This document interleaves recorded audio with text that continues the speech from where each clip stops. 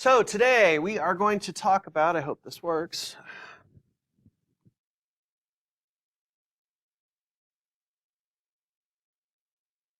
the thesis statement in planning and drafting a good paper.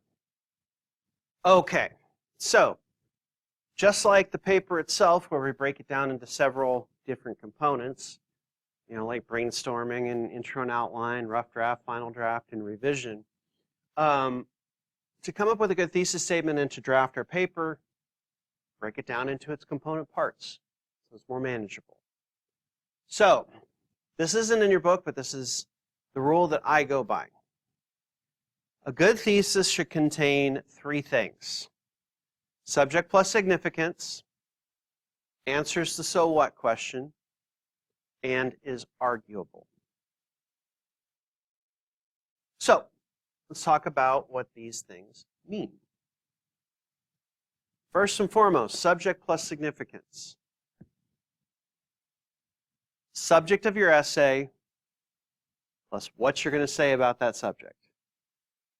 So in English 101, our first paper is a descriptive essay.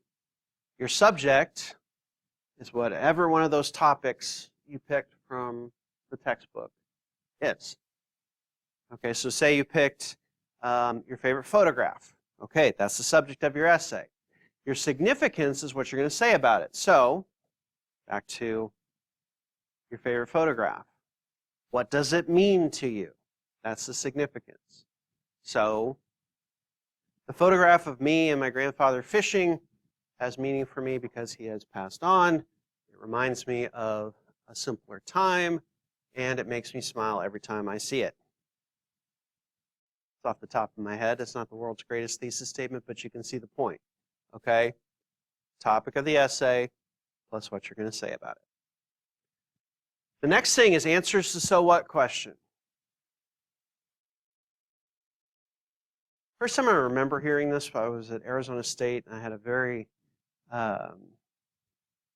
flamboyantly gay professor, and he was a great guy and a good professor, but he would say, you don't want someone to get to the end of your paper and say, so what? There's a lot of flair to the way he said it. Anywho,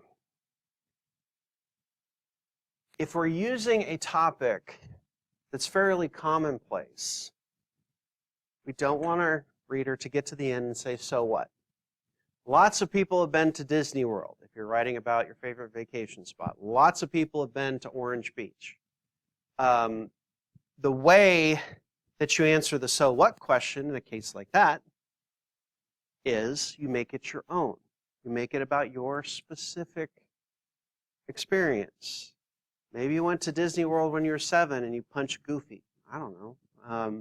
But that's something that's not common to everybody's experience. Okay? It's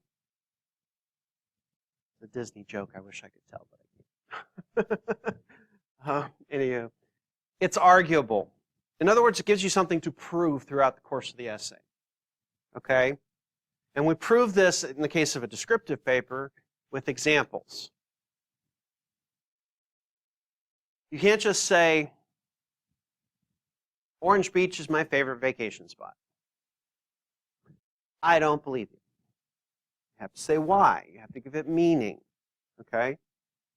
So that's what is arguable.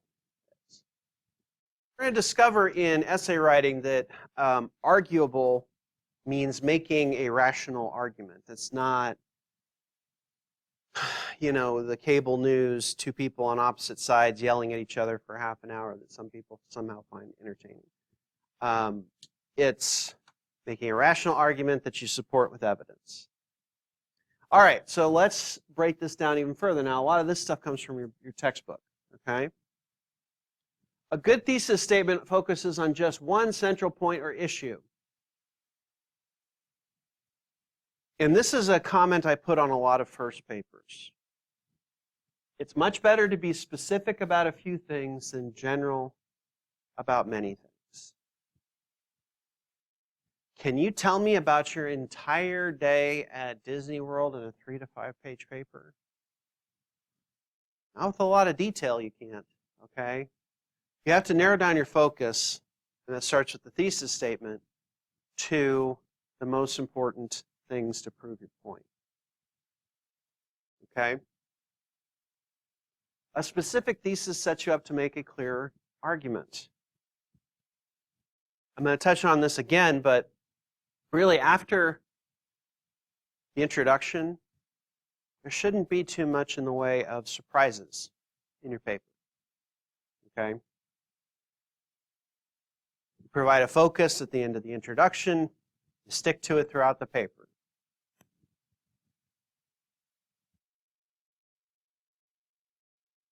A sip of my Go juice here.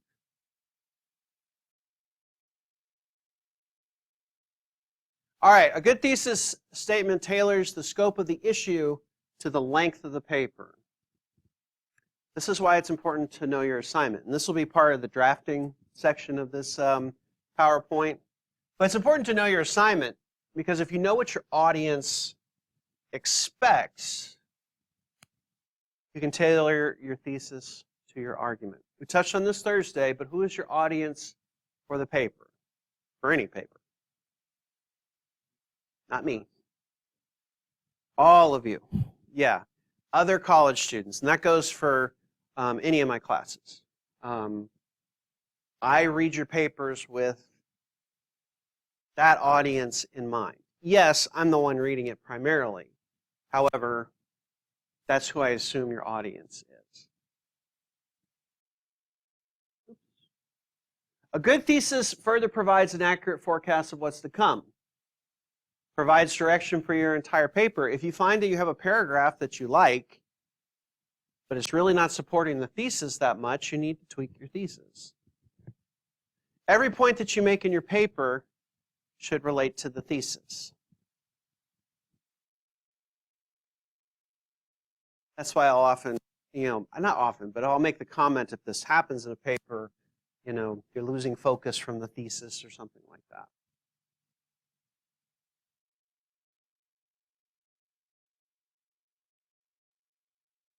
A good thesis is precise, often previewing the organization of the paper. And we're going to see an example that really illustrates this in a minute. But in a thesis statement, we want to avoid cliches like, my paper is about. This paper will discuss. In my opinion. Ugh. You don't need to say, in my opinion, ever in a paper. You know why? Your name's on the paper. We know it's your opinion, okay? Also, my paper is about my favorite photograph and why it has meaning to me. I'll just say, my favorite photograph has this meaning to me. It's stronger, it's clearer, doesn't waste space on the page. Now, we need to make sure that we know our terms. What's a cliche? Sometimes. Bad habit, I like that. What else? It's the technical definition is a phrase that is so overused that it's lost its original meaning. If you watch a sporting press conference or a political press conference for that matter, you're going to see cliches. We gave 110% today. I'm sure the first guy to say we gave 110%, the reporters in the room were like, whoa, that's a cool saying. But now it's so overused, it doesn't have that same meaning. We take it one day at a time. We can only control what we can control. What else?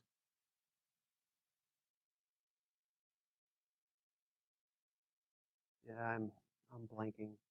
Cliches are not forthcoming today, but you see my point. It's any phrase that's used so often that it's lost its original meaning. Literally has become that way with guys, which I hate. I can't help it.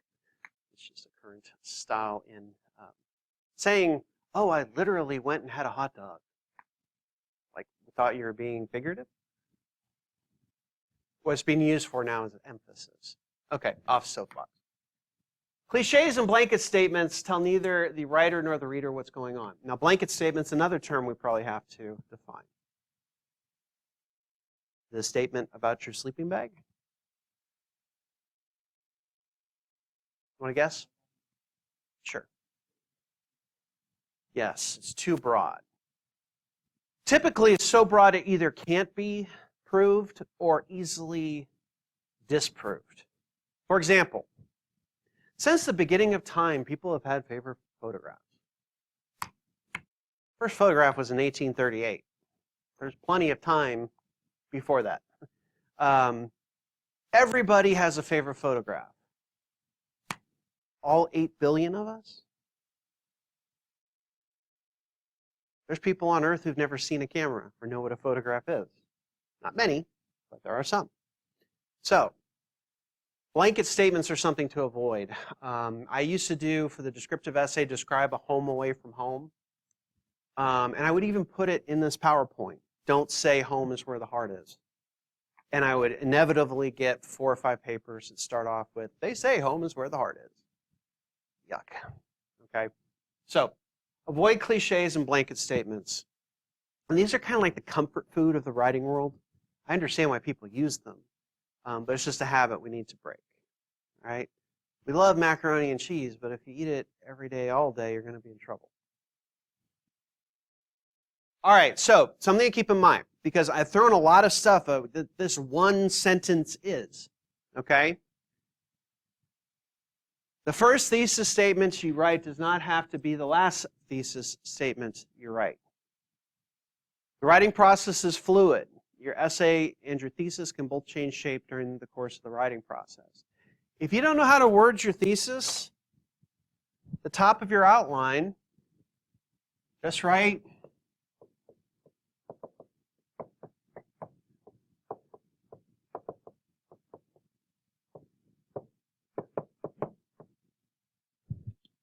just write down your main points at the top and worry about the wording later. You know what your focus is going to be. You know, write a working thesis. Just get the ideas on the page, just like you did with brainstorming. Okay. So, here's some sample thesis statements that are derived from your textbook, where I'm going to illustrate some of the common errors that I see with thesis statements. Okay? So with each one of these, we're going to start with a thesis that needs work. I want to give my opinion on the national law that sets 21 as the legal age to drink, and the reasons I feel this way. A good thesis has a clearly defined opinion or argument on a subject. And the difference between opinion and argument is opinion is something you say, you think. An argument is something you think where you provide evidence to support that opinion. Okay? I want to give my opinion on the national law that sets 21 as the legal age to drink and the reasons I feel this way. What side of the issue are they on? We don't know. So this is not a clearly stated opinion on a subject. Let's fix it. In order to reduce the number of highway fatalities, our country needs to enforce the national law that designates 21 as the legal minimum age to purchase and consume alcohol. All right, so we have a clear opinion. They want to keep it at 21. Why? What's the significance? Reduced number of highway fatalities. This is actually a tricky statistic because the National Minimum Purchase Age Act went into effect in 1984. Since then, we've developed anti-lock brakes, airbags, side curtain airbags, better crumple zones, better firewalls, better materials.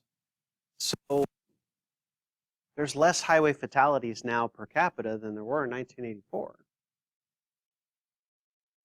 The devil's in the details, though. What's the reason? Something I love to point out with this is that they believe it was the Thunderbird when it was at its 50th anniversary. They took an original Thunderbird made of steel and a modern Thunderbird made of modern materials. They did a head-on collision with them. crash test dummies and everything.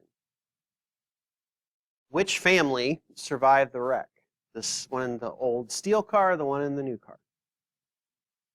Absolutely the new one. Everybody in the old car was killed. You didn't have breakaway glass. So actually one of the dummies had like this big giant shard of glass through its chest. And that's not to say that the people in the modern car weren't injured and would have had probably some life-threatening injuries, but they survived the initial crash, whereas the other one didn't. Okay, a thesis takes a position on an issue. It's different from a topic sentence in that the thesis statement is not neutral. It's arguable. In my opinion, the older cars made of steel were safer. Okay, where's your evidence? Oh, I just believe that because steel's hard. That's an opinion. An argument is modern cars prevent fatalities, and here's all the reasons why. It announces, in addition to the topic, the argument you want to make or the point you want to prove. This is your own opinion that you intend to back up. Okay? So the thesis, the reason we spend a day in class on it is, is because your entire paper is going to be entwined with your thesis statement. I haven't been good about asking for questions. Are there questions so far?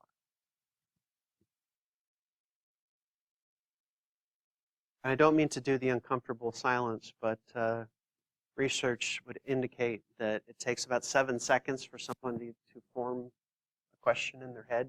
So I'm trying to count in my head to 7.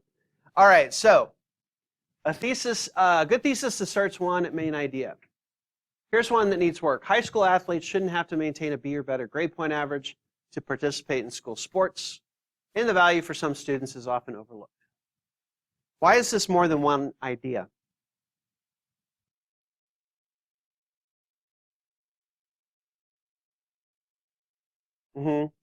Grades could be an entire paper. The value of high school sports could be an entire paper, based on the scope of the types of papers we're writing in this class.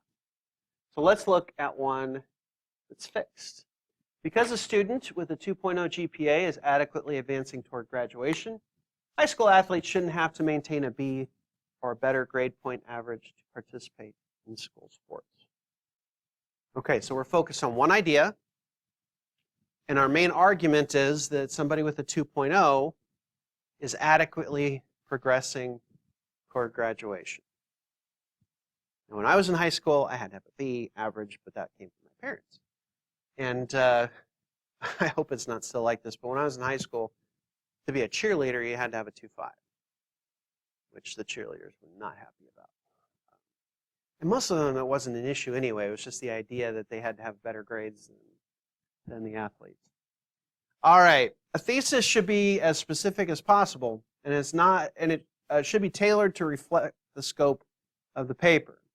It's not possible, for instance, to write about the history of the English literature in a 3 to 5 page paper.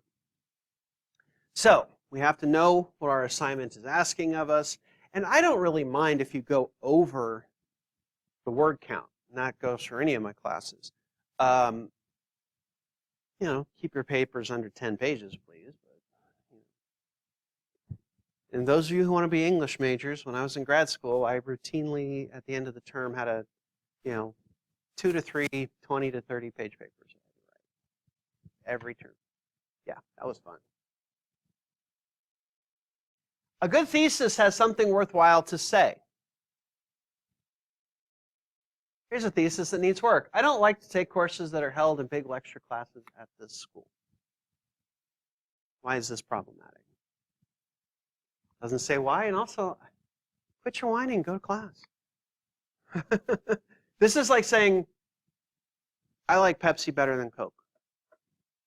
Okay. Move on with your day. That's not answering that so what question that I was talking about earlier. Okay? This is just announcing a personal preference. So if we're going to make an argument, we need to be more specific. Large lecture classes provide a poor environment for the student who learns best through interaction with both teachers and peers. Okay, this is specific to one type of student. It's not just a personal preference. And it suggests that they're going to provide data or evidence to illustrate that it's a poor learning environment. And if you're planning to go to a four-year school, especially if you go to a big one, like Alabama or Auburn, you may end up with a class of 300 or 400 students. The biggest class I ever attended was probably about 400 students. But we did have a TA breakout session, where we could work with a grad student. So, to select a subject that will try to select a subject that will interest, amuse, challenge, persuade, enlighten your readers. If your subject is pretty commonplace, find it should be an, not a, unique approach or an unusual, perhaps controversial point of view. I touched on this earlier. You don't have to have an earth-shattering thesis to answer the so what question. You just have to make it specific to your experience. Especially with this first paper, it shouldn't read like a brochure. Once you get into writing about, say, literature, it shouldn't just be a book report or a summary of the piece. You need to just take some sort of specific approach to a commonplace topic. So it's not as hard as it might sound initially. A good thesis is limited to fit the assignment. So we're assuming it's like a 3 to 5 or a 4 to 6 page paper. Nuclear power should be banned as an energy source in this country. If you were a really clean, concise writer, you might be able to squeeze this into 5 or 6 pages, but it's doubtful. Okay, this is a pretty broad topic. We need to narrow it down to something more specific if we're writing a freshman comp level paper. Because of its poor safety record during the past 2 years and the recent waste leak into the water table, the Collin County nuclear power plant should be closed. Okay, this is specific to one plant and has very specific reasons, so it's going to give us a better opportunity to have a paper that fits the assignment. A good argumentative thesis provides not only a clear position on an issue, but also suggests the structure of the paper. In addition, your thesis should show that you have narrowed your subject matter to an appropriate size for your essay.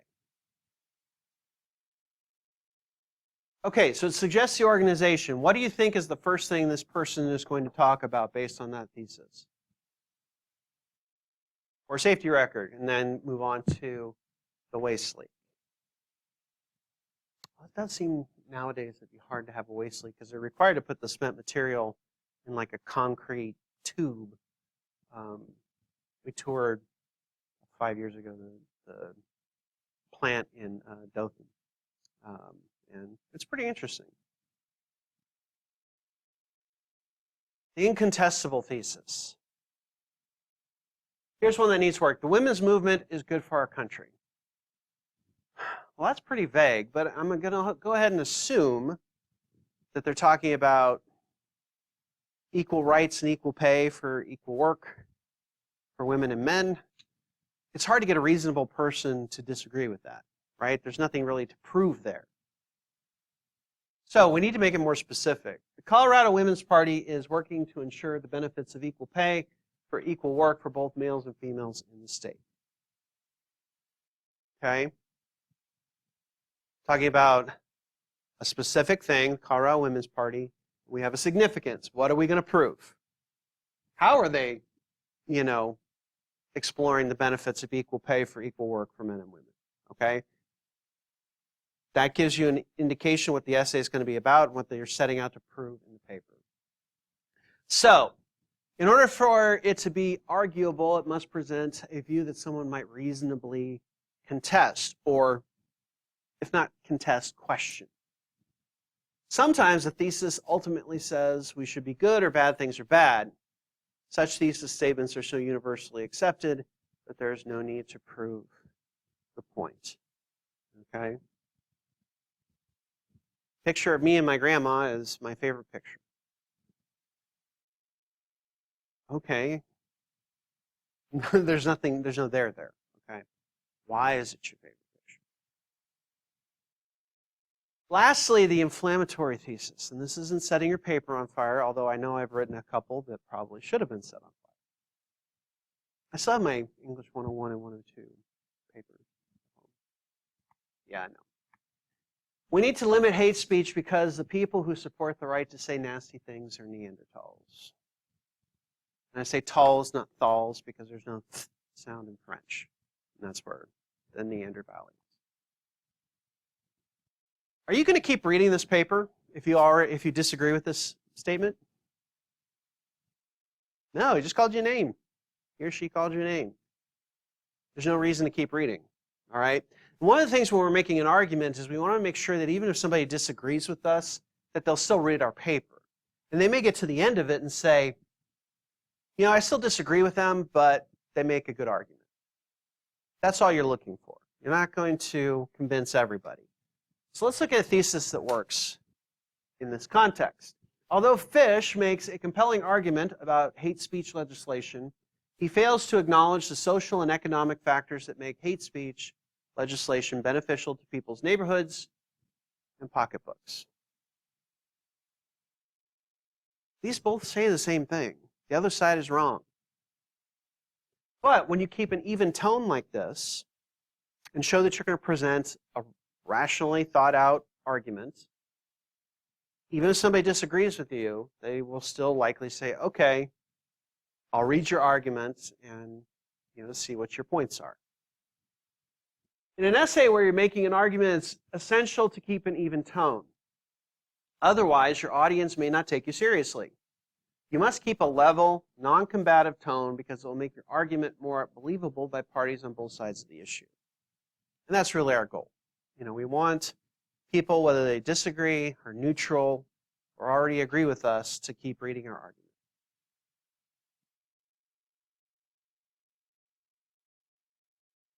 Okay, before we get on to planning and drafting, the location of the thesis statement. A good thesis is recognized at the end of the introduction, typically the last or second to last sentence of the introduction. And I say second to last because there's a good chance that you need to have a transition sentence. Okay? Typically, a good thesis is going to be the last or second to last sentence of the first paragraph. The reader won't know what the essay is about. Remember, the thesis statement focuses your ideas. But you have to know the topic of the paper before you can have a focus. Okay? As I mentioned in this last point, how can the writer provide a focus if the topic is not yet clear? So that's why it belongs at the end, and I understand that you may have had teachers in the past that asked you to put it at the beginning. That's so the teacher knows what your thesis statement is. Okay?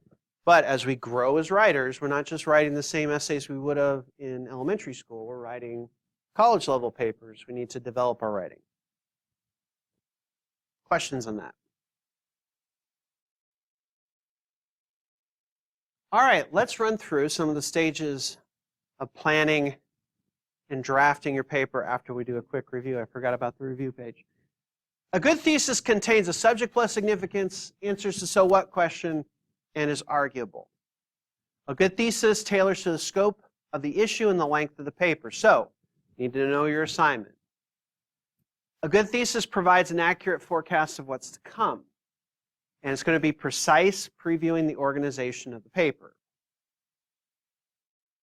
But also be open-minded. Like I said, with the bullet points. If you're having trouble putting the thesis together, write what you got on the page and move on to the next thing. It's just like, with a test-taking strategy that if you're allowed to go back on questions, skip the questions you don't know so you can make sure you have time to answer the ones you do know. And then you can go back to them. Same thing with the writing process. If you know what you want to talk about but can't put it into the thesis statement, well, write your ideas down and then try to outline your paper, and maybe the wording will come to you. Okay? And really, when I grade thesis statements, I'm looking for ideas first. Yes, I want it to be grammatically sound, not awkward, all that sort of stuff. But if the ideas are good, you're going to do better than if you have bad ideas and great grammar. Does that make sense? Okay. So let's talk about putting a paper together. Because the thesis statement's a large part about it, but it's not the only one. And these are actually in your book. It's in the chapter we haven't read yet, but there are 6 primary stages to drafting and planning out a paper. Now, this order is not set in stone, okay? You may need to develop your thesis before you write your outline. You may need to write your outline to get to your good working thesis. You may need to gather more information after you've developed the thesis. So like I said, this is not set in stone. This is more of a guide than commandments. All right, so let's look at the first one. First step to being successful on any assignment in any class is to understand the assignment. There's a reason why English 101 is required for everybody regardless of your major. All right? Ask or write down questions as soon as they occur to you and make sure that you can get clarification from your instructor. We all have one of these in our pockets, or most of us do, I assume. All smartphones have a note-taking function. Okay, and if you can't find it, there's note-taking apps that you can download that are free. Bring those questions to class. There's a good chance that if you have a question on a paper, that other people in the class are going to have the same question. They may not realize yet that they have the same question, but you may answer it before it becomes a problem. Okay, so zeroing in on a topic. We understand what we're being asked. Now it's time to kind of figure out what we want to write about, especially if there's more than one topic that we can write about. Students often have difficulty narrowing down a topic. Here are some basic strategies to avoid the writer's block. Tap into personal resources. Hey, Mom, can you look at these topics? Which one of these things do you think I should write about? You know, ask a friend. These are the types of things that you can do if you're stuck. Keep a journal. You know, a lot of you used free writing when we did the brainstorming activity today. Okay, keep all that free writing in a journal. Sort out a subject. That's part of the reason why I gave you the option with the journal today of either picking a different topic to brainstorm about or picking a different brainstorming technique. When we're sorting out a subject, usually it's approaching a topic or an assignment from several different angles to get to what you really want to talk about. Asking questions of me or other people. Free writing, and then of course brainstorming. Although I guess it's a little tacky to have a picture of a hurricane this week, but you know, kind of what it's like when we live in this region of the country. Okay, once you've kind of settled on a topic, do a little bit more brainstorming. Putting more ideas in the page is not going to hurt you. In fact, if you go to revise, it can help you because you have more ideas to draw from if you need more information in your paper. Or, after the rough draft on honor lock, you're like, oh, God, I'm 200 words short. If you created a good brainstorming page, you're going to have more ideas to add to your paper. Okay? So, what? An extra 5 minutes, maybe, of brainstorming can help you out a ton later. And if you don't need it, it's 5 minutes. 1 YouTube video. That's nothing. Or I guess 2 TikToks. What's the limit on TikTok? 3 minutes? I don't look at TikTok a lot, but when I go, it's like, oh, I think I'll look at TikTok for a minute, and then it's 3 hours later. Anywho, although I do love a couple of things like Dylan Hollis. Okay, gathering information continued. Reading and talking with others. This is asking people you know, or even, you know, neither one of our first 2 papers should have, at least in 101, any research to it. But you could look up a couple things to remind yourself. Oh yeah, we visited Fort Pickens when we were at Pensacola Beach, and when did that thing close as a fort? I know they told me. I'm going to look that up. Okay? Simple things like that, just little details when we're not doing a research paper. Now, I don't want you to say, according to the National Parks Association, Fort Pickens was blah, blah, blah. You don't need that much detail from the sources.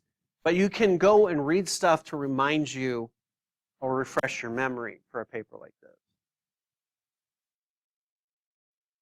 Okay, so we've understood our assignment. We've narrowed down the topic that we want to discuss. We've gathered information. We've brainstormed. We've checked on things we need to check on. We've talked to people who are also there, also connected with our topic. Now it's time to organize that information. Have a flexible note system. Your ideas do not need to be the same throughout the writing process. Papers are never finished. They're only abandoned. What that means is, if you really wanted to, if you looked at a paper you wrote for this class 5 years from now, you probably noticed half a dozen things you'd want to change. Okay? So the writing process is fluid. Don't expect to pick a topic, sit down and write a quick outline and write the paper. It's just not something that works that way. Don't be afraid to experiment with note-taking systems. Having notes will help you if you go back to revise your paper. As I mentioned earlier, the more information you have during the pre-writing process, the more information you're going to have to finish it up. And then create an outline. Now, there's two types of outlines, topic and sentence outline. The more common outline is the one that many of us are familiar with, where you have Roman numeral 1, intro, subpoints, Roman numeral 2, point 1, and so on. And if you're unfamiliar with this, I have a worksheet in the first intro and outline assignment that goes through how to create an outline. Now, a sentence outline is where you write out your points in more detail rather than just headlines. Some people find this useful because you feel like you've written a lot of your paper before you even write a draft. I'm personally not. I kind of do a mix, to be honest, if I'm writing an outline. But just be aware that there's a couple different ways to write an outline. Questions on that? We might go a little over, but I do want to finish. Okay, then we develop a thesis. It has the three things I talked about earlier. Now again, you may develop your thesis before you write your outline and organize your information. Okay, or you may have an outline and then you write your thesis and realize you might have to go back and change your outline. Okay, these are not set in stone steps. Then finally, write a first draft. Now this hopefully will answer the question about why do we have to do our drafts on honor lock? Why do we have to do it in one sitting? Okay, I understand these frustrations. I do, but the pedagogical data would suggest that if we write our first draft in one sitting, you write fairly quickly, we're trying to get our ideas on the page, and then let it sit for a day or two, that's going to produce a better final draft. So when you're rough drafting, have your thesis notes and outline accessible and visible. When you're writing on honor lock, you just need to show your materials to the camera. If you have your outline with you, show it to the camera. If you have your book with you, show it to the camera. Remember, you cannot have a pre-written rough draft when you're writing the rough draft on honor lock. You can just have your introduction and your outline. Write quickly and just concentrate on getting the first draft on the page. Okay? The idea here is to get your ideas on the page. You've already done a lot of organizing this information. Okay? So you're just putting that information into paragraph form, basically. Take breaks at logical dividing points. I do have them set up. I believe that you can take a bathroom break, but it has to be relatively short. Okay? Questions on this?